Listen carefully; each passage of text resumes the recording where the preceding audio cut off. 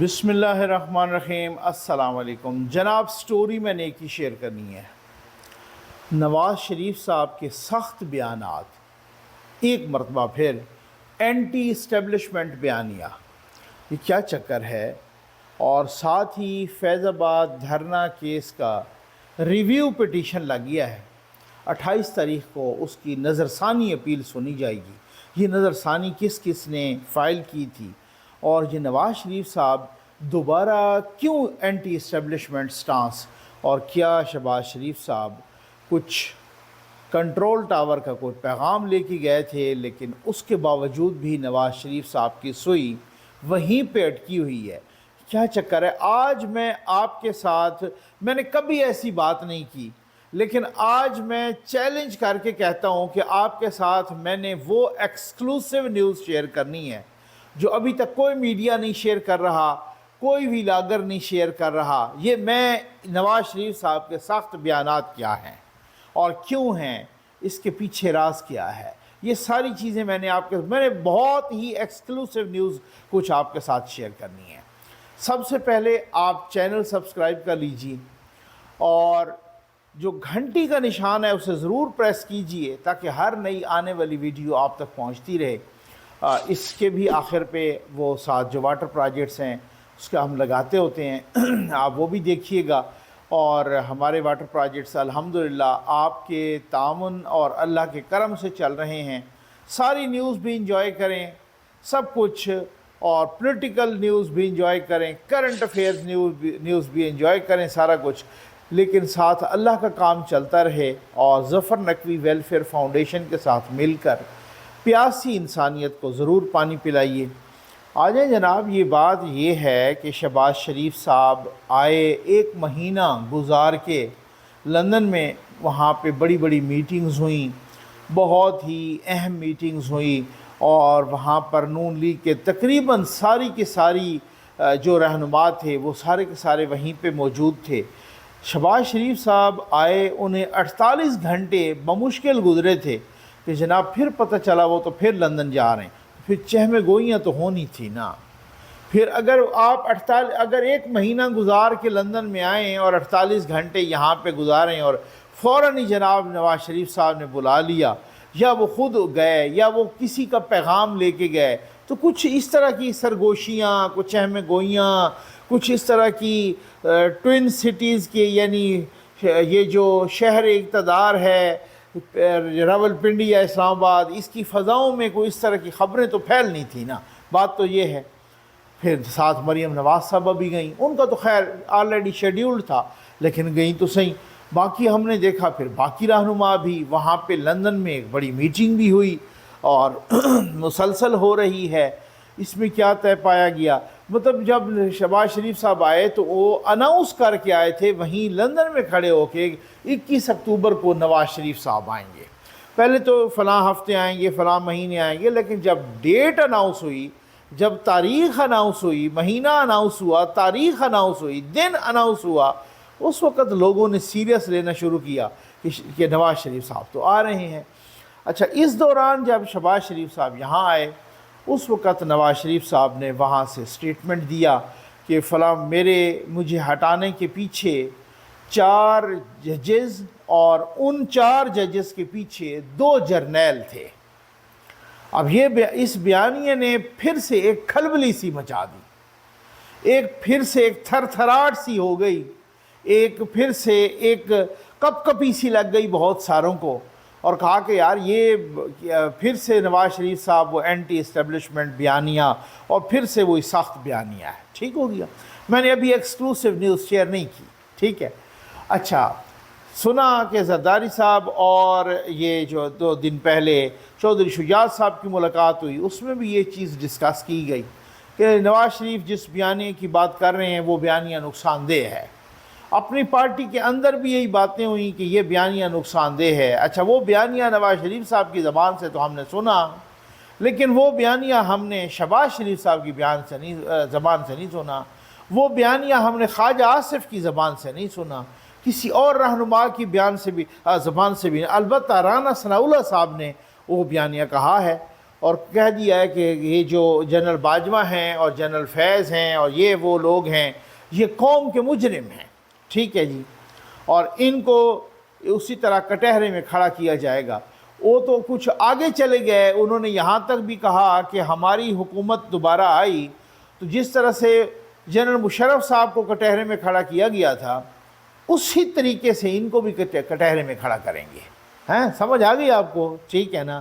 اچھا، اس کے بعد ہمیں یہ بتایا گیا کہ شہباز شریف صاحب بھی وہیں پہ گئے۔ میں نے ابھی ایکسکلوسیو نیوز شیئر نہیں کی، سمجھ آ گیا آپ کو؟ شہباز شریف صاحب وہاں پہ گئے اور بتایا گیا کہ جی کسی کا پیغام لے کے گئے ہیں کہ بھائی جی آپ یہ نہ کریں، ذرا ہاتھ ہلکا رکھیں وغیرہ وغیرہ، نیوز میں آیا سارا کچھ۔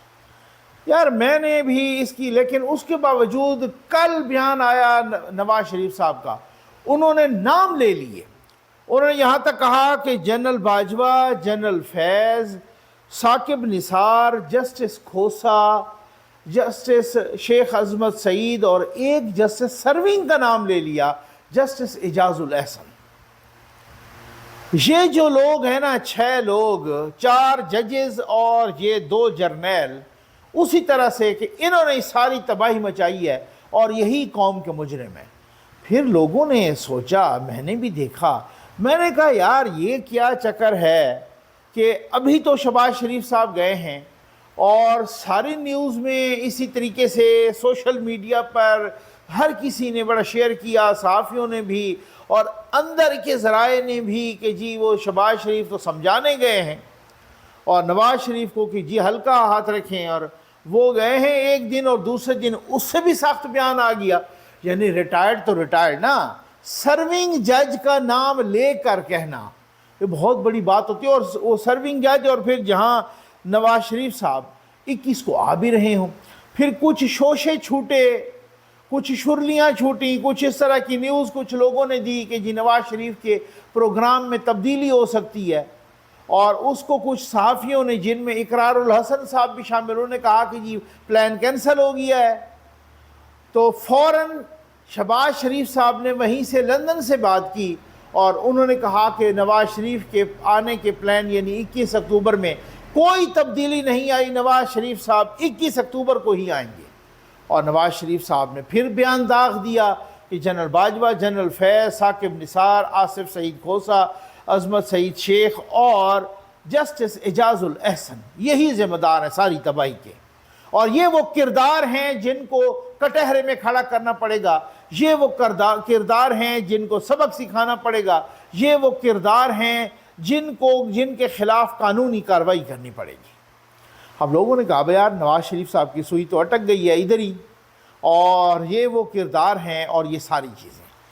میں نے کہا یار بات یہ ہے، اب میں وہ ایکسکلوسیو نیوز اپنی شیئر کرنے لگا ہوں، ٹھیک ہے۔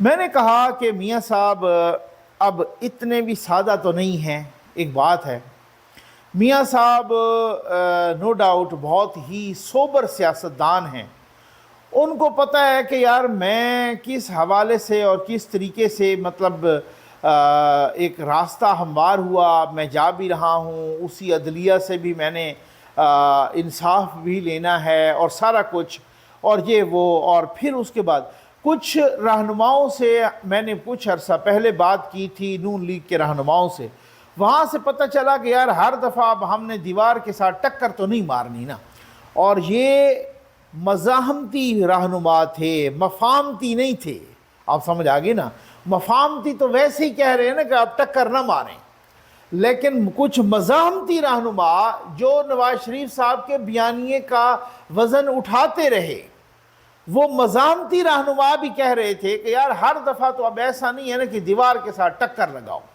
اور ہر دفعہ ہم نے دیوار کے ساتھ ٹکر مارنے کا ٹھیکہ بھی نہیں لیا، یہ کوٹ ان کوٹ، آپ سمجھ آ گئی، ٹھیک ہو گیا۔ لیکن پھر بھی یہ جو بیانات آ رہے ہیں یہ تو وہی بیانات ہیں کہ دیوار کے ساتھ ٹکر والے بیانات ہیں۔ اچھا، ایکسکلوسیو نیوز شروع ہے بھائی، ٹھیک ہے۔ اچھا، میں نے نواز شریف صاحب نے، آپ کو یاد ہوگا کہ جب یہ جلسے ہو رہے تھے پی ڈی ایم کے پلیٹ فارم سے، تو گجرانوالہ کے جلسے میں سب سے پہلے نواز شریف صاحب نے ایک بات کی تھی کہ جنرل باجوہ صاحب जनरल फैज़ हमीद साहब, आपको इस सारी तबाही का जवाब देना होगा, आप लोग ही इसके ज़िम्मेदार हैं। बाकी उन्होंने ये नहीं कहा कोई डर्टी हैरी, ये नहीं कहा कि कोई गद्दार, कोई ये नहीं कहा कि कोई मीर सादक मीर जाफ़र, नहीं, मीर सादक मीर जाफ़र नहीं कहा, उन्होंने जनरल बाजवा साहब, जनरल फैज़ हमीद साहब करके पुकारा। फिर उसके बाद पीपल्स पार्टी को भी रिजर्वेशंस हुई। बिलावल भुट्टो जरदारी साहब ने कहा कि ये तय पाया था कि हम इस तरह की बात नहीं करेंगे, लेकिन नवाज़ शरीफ साहब ने जलसे में इस तरह की बात कर दी। नवाज़ शरीफ साहब ने 2-3 और जलसों में भी इसी तरह की बात की, कुछ नाम लेके, फिर आखिरी जलसे में नाम नहीं लिया, उसके बाद वो नाम गायब हो गए। उसके बाद ये ज़रा सुनिएगा सही, मैं आपको बहुत ही एक्सक्लूसिव न्यूज़ देने लगा हूँ। और नाम गायब हो गए तो कुछ ज़राए से मैंने कहा क्यों नवाज़ शरीफ साहब क्यों रुक गए हैं, तो कुछ ज़राए से मुझे पता चला कि उस वक़्त गालिबन कोर कमांडर गुजरांवाला मौजूदा army chief general Asim Munir साहब थे। ठीक हो गया।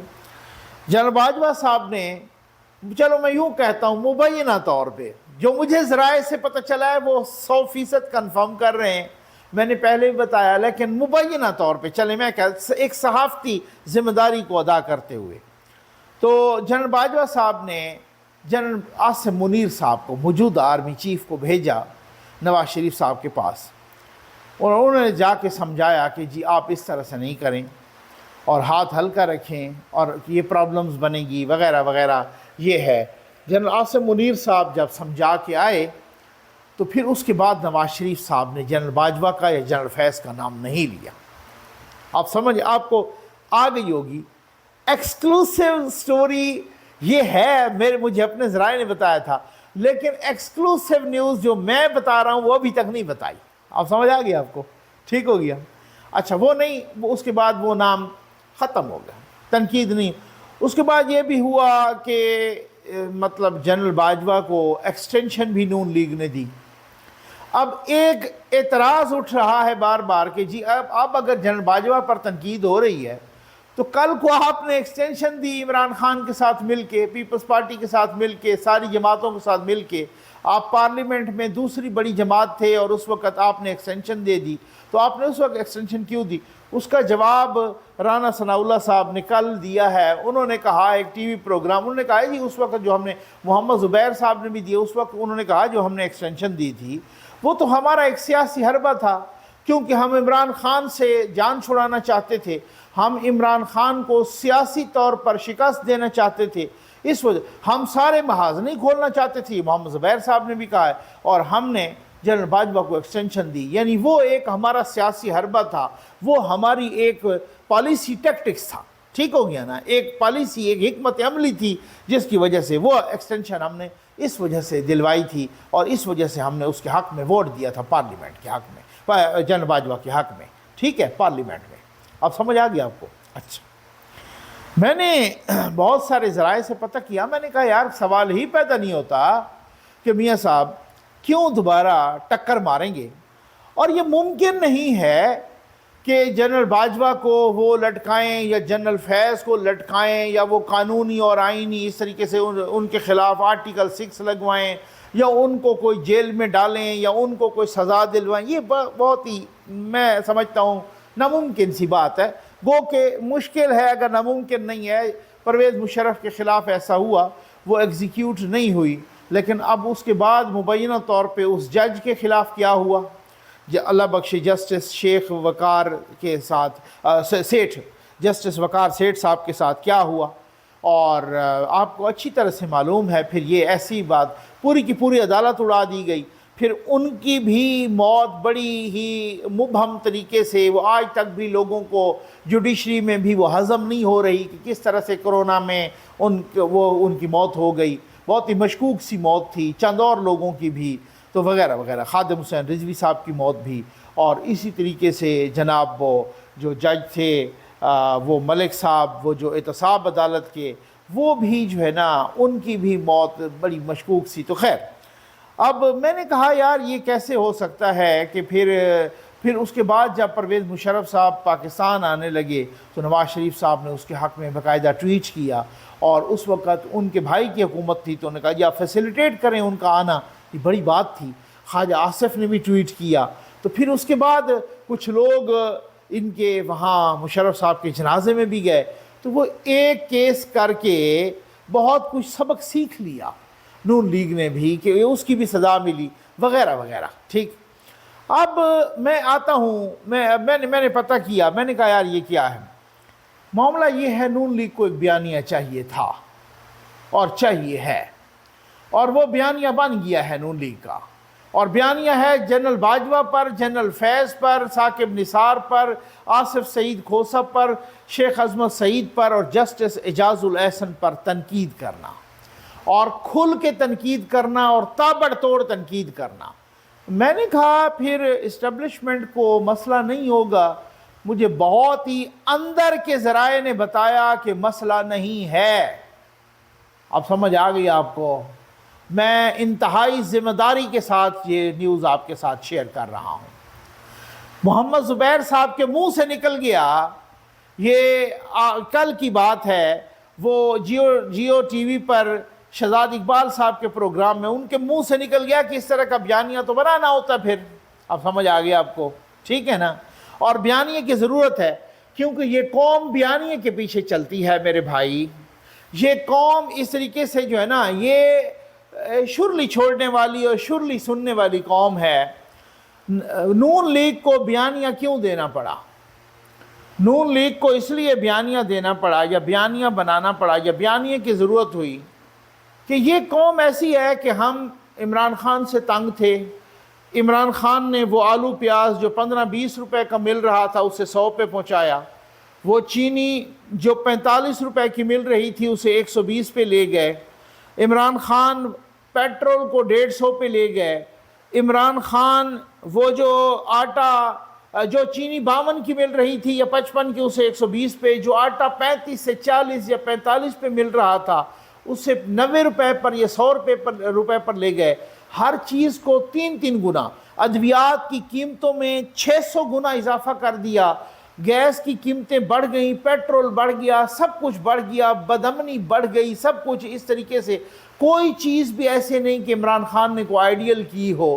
IMF سے بگاڑی، چائنا سے بگاڑ دیا، حالات ہمارے سعودیہ کے ساتھ بگڑ گئے، حالات ہمارے امریکہ کے ساتھ بگڑ گئے، حالات ہمارے ہر کسی کے ساتھ بگڑ گئے، اور کشمیر ہڑپ کر دیا مودی صاحب نے، سب کچھ ایوری تھنگ ایلس الٹ پلٹ ہو گئی۔ لیکن اس کے باوجود بھی جب عمران خان صاحب کو ہٹایا گیا تحریک عدم اعتماد سے، انہوں نے ایک شرلی چھوڑی، امریکہ والا سازش، اور یہاں اور وہ ڈونلڈ لو اور یہ وہ سائفر، اور قوم میں بک گیا۔ یہ قوم ہے ہی شرلی والی، آج چیختی ہے کہ کہاں پر وہ کیا ہو گیا، ہمارے ساتھ تو بڑا ظلم ہو گیا، بجلی یہ ہو گئی، وہ ہو گئی، پیٹرول یہ ہو گیا۔ تو صاحب یہ وہ اسی کا نتیجہ ہے کہ جو خان صاحب معاہدہ کر کے گئے تھے، یہ اسی معاہدے کے ریپرکشنز ہیں، اور آج تک ہم اسی کے حالات اور اسی کے معاملات اور اسی کے نتائج بھگت رہے ہیں۔ ٹھیک ہو گیا نا؟ اگر بیانیے پہ اگر آپ نے کارکردگی پہ ووٹ دینا ہوتا تو آج بھی نواز شریف اور نون لیگ سارے کارکردگی دکھا رہے ہوتے۔ وہ کہتے جناب لے آؤ، ہم نے فلاں موٹر وے بنایا، ہم نے یہ میٹرو بنائی، اتنی ساری میٹروز بنائیں، میرے بھائی آئے تو انہوں نے یہ میٹرو 3-4 چلا دیں اور بھی، اور یہاں پر ہم نے وہ اورنج ٹرین چلائی، ہم نے اتنی سڑکیں بنائیں، ہم نے یہ IT پارک بنایا، ہم نے اتنی مہنگائی کم کی، ہم نے یہ کیا، یہ سارا کچھ، یہ اس طرح ہم نے IMF کو خدا حافظ کہا تھا۔ یہ ہوتی کارکردگی کی بنیاد پہ آپ نے ووٹ دینے نہیں ہے، اور یہ قومی شرلی والی قوم ہے۔ میں ٹو بی ویری آنیسٹ، یہ صرف اور صرف یہاں شرلی کے پیچھے بھاگ پڑتی ہے، بیانیے کے پیچھے بھاگ پڑتی ہے، یہ وہ شخصیت پرستی والی قوم ہے۔ اس وجہ سے نون لیگ کو بھی وہی بیانیہ بنانا پڑ رہا ہے، اور اسی وجہ سے کہ وہی ہر بندہ چاہے کوئی کسی کی، انہوں نے دیکھ لیا کہ خان صاحب کی کارکردگی صفر تھی، جب وہ حکومت سے نکلے انہوں نے ایک شرلی چھوڑی، پوری قوم اس شرلی کے پیچھے چل پڑی ہے، تو پھر اسی طرح سے بنانا ہوتا ہے۔ اب سمجھ آ گئی آپ کو، میری ایکسکلوسیو سٹوری بھی سمجھ آ گئی ہوگی۔ اب ایک دھرنا جو فیض آباد دھرنا کیس ہے وہ چل نکلا ہے جناب، اور وہ اس کا ریویو پٹیشن 4 سال کے بعد فیض آباد دھرنا کیس کا فیصلہ جسٹس قاضی فائز عیسیٰ صاحب نے لکھا تھا، اور ان کے ساتھ تھے جسٹس مشیر عالم صاحب، اب وہ ریٹائر ہو گئے ہیں، ٹھیک ہو گیا۔ ان دونوں نے یہ کیس سنا فیض آباد دھرنا، اس پہ میں نے بنائی بھی تھی ویڈیو، میں پھر بھی بناؤں گا، ٹھیک ہو گیا۔ اور فیض آباد دھرنا کیس کا بڑا سخت فیصلہ آیا تھا، اور اس کا لب لباب یہ تھا کہ حکومت کو سپریم کورٹ نے یہ ڈائریکشن دی تھی، آرڈر کیا تھا کہ آپ وزارت دفاع کے ذریعے آرمی کو کہیں، یعنی پاک فوج کو، جو بڑی فوج ہے، جو نیوی ہے، جو ایئر فورس ہے، جو لوگ پاک فوج کے ملوث ہیں ان کے خلاف تادیبی کارروائی کی جائے، قانون کے مطابق ان کے خلاف کارروائی کی جائے۔ ہم نے خود دیکھا اس وقت جنرل فیض ڈی جی سی تھے، اس وقت جنرل فیض جب ڈی جی سی تھے تو وہ دھرنے والوں میں کس طریقے سے پیسے بانٹ رہے تھے، ہم نے خود دیکھا کہ جو تحریک لبیک کے ساتھ جو معاہدہ ہوا تھا اس پہ آج بھی جنرل فیض کے دستخط موجود ہیں۔ اب سمجھ آ گئی آپ کو، سب نے دیکھا، یہ تو کوئی ایسی بات ہی نہیں ہے۔ اچھا، لیکن اب مسئلہ اب یہ ہے کہ اب دھرنا 4 سال بعد 2019 میں یہ فیصلہ آیا تھا، 4 سال بعد نظر ثانی کا کیس لگ گیا ہے، بیچ میں پڑا رہا۔ 2019 کے بعد کتنے چیف جسٹس گزر گئے، بیچ میں پڑا رہا، کسی نے نہیں نظر ثانی اس کی۔ نظر ثانی کس نے اپیل کی تھی؟ پی ٹی آئی نے نظر ثانی اپیل کی، ایم کے ایم نے نظر ثانی اپیل کی، پیمرا نے نظر ثانی اپیل کی، الیکشن کمیشن نے نظر ثانی اپیل کی، ساتھ آئی ایس آئی نے بھی نظر ثانی اپیل کی تھی۔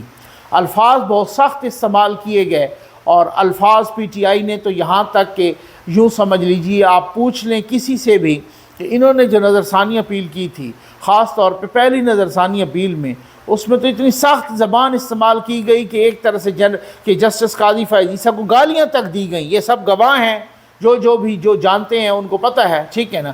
اب آئی ایس آئی کے بھی جو نظر ثانی اپیل تھی، اس میں بھی کوئی کمی بیشی نہیں تھی، اچھی خاصی سخت زبان استعمال کی گئی تھی، اور وہاں پر بھی یہ کہا گیا تھا کہ جی یہ جو فیصلہ آیا ہے، اس فیصلے سے آرمڈ فورسز کا مورال ڈاؤن ہو گیا ہے، اور یہ اگر فیصلہ امپلیمنٹ ہوتا ہے تو یہ مورال ان کا ڈاؤن ہوگا۔ یہاں تک بھی لکھا گیا کہ سپریم کورٹ کے فیصلے نے دشمن کو ایک ایمونیشن پرووائڈ کیا ہے، سپریم کورٹ کے فیصلے نے دشمن کو گولہ بارود پرووائڈ کیا ہے۔ اب دشمن اس کو دوسرے طریقے سے استعمال کرے گا کہ دیکھو جی ان کی سب سے بڑی عدالت کہہ رہی ہے کہ یہ لوگ کس طریقے سے سیاست میں ملوث ہیں، کس طریقے سے ادھم مچاتے ہیں، کس طریقے سے انتشار کرتے ہیں، یہ پٹیشن، ریویو پٹیشن میں۔ اب 4 سال کے بعد ریویو پٹیشن لگ گئی ہے۔ جسٹس قاضی فائز عیسیٰ صاحب، چیف جسٹس آف پاکستان، اس کو ہیڈ کر رہے ہیں، ان کے ساتھ جسٹس اطہر من اللہ صاحب اور جسٹس امین الدین صاحب، ٹھیک ہو گیا جی۔ اب یہ وہاں پر 3 ججز، لوگ کہہ رہے ہیں جناب کو تو 2 رکنی بینچ تھا، تو عام طور پہ پٹیشن تو 2 کی اگر فیصلہ ہوتا ہے 2 ہی سنتی ہے نظر ثانی کی، یہ کوئی ضروری نہیں ہے، اور خاص طور پہ جب وہ ریٹائر ہو گئے تو اب چیف جسٹس صاحب اتنا بینچ یا اس سے زیادہ بھی بنا سکتے ہیں، یہ کوئی قانونی اس میں رکاوٹ نہیں ہے۔ اب 28 تاریخ کو وہ لگا ہے، اب کیا ہوتا، کچھ لوگ تو ہمارے دوست کہہ رہے ہیں کہ یہ ہو سکتا ہے ایڈجرن ہو جائے، کیونکہ ابھی وہ ریویو اینڈ ججمنٹ والا بھی وہ کیس نہیں ہے، اور کچھ لوگ کیا کہہ رہے ہیں کہ جناب اب کچھ معاملات سیریس ہیں، کیونکہ اب جب ریویو پٹیشن لگ گئی ہے، ریویو پٹیشن میں بہت ساری باتیں زیر بحث بھی آئیں گی، اور ریویو پٹیشن میں اگر ریویو پٹیشن اسی طریقے سے خارج ہو جاتی ہے، اور اگر وہ خارج ہو گئی یا ریویو میں بعض اوقات اس سے بھی سخت فیصلہ آ جاتا ہے، اور جنرل فیض کے خلاف، جنرل باجوہ کے خلاف دوبارہ اسی طریقے سے جناب اگر یہی آرڈر آ گیا کہ کارروائی کرو، تو پھر تو کارروائی کرنا ہوگی، اس کے ادارے کو تو کم از کم کرنا ہوگی۔ بہرحال بہت ساری باتیں آپ کے ساتھ ابھی مزید بھی شیئر کرنی ہے، امید ہے آپ کو ویڈیو پسند آئی ہوگی۔ آپ کا بہت بہت شکریہ۔